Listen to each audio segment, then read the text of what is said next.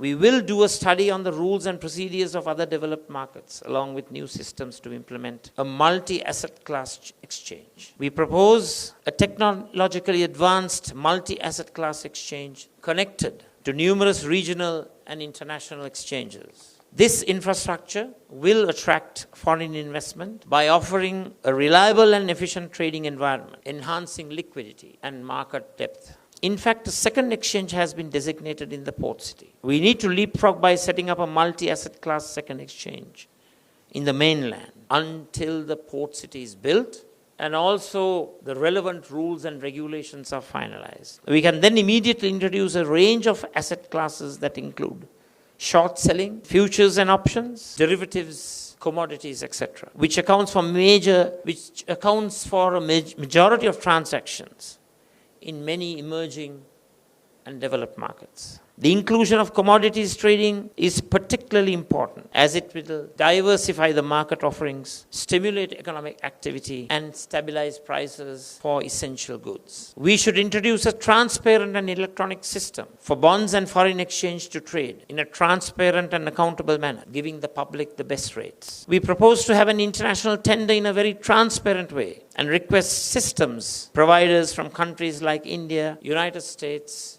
UK, Dubai, Korea, to come and submit their proposals to build, operate and transfer. We are also confident that a number of foreign agencies could also fund this process. Offshore banking regulations have been gazetted for banks in the port city. Therefore, Port City could also house global fund management companies, giving them the necessary incentives, as in the case of DIFC in Dubai and Gujarat City in India. This exchange could also attract foreign companies for custodial services, similar to jurisdictions such as Luxembourg, where such activities generate significant revenues for their governments. We should conduct an in-depth study for assessing the pros and cons of setting up a strictly regulated crypto exchange. I must assert that on that account, it is very important to ensure that appropriate studies are conducted prior to embarking on such an initiative. Our actions will significantly route foreign flows into Sri Lanka, which are currently being diverted to other neighboring and regional markets due to the underdeveloped capital markets in Sri Lanka. We will list companies from our neighbors, such as from Maldives, in a foreign currency board. The expected flow of local and foreign capital and trade through a multi-asset class exchange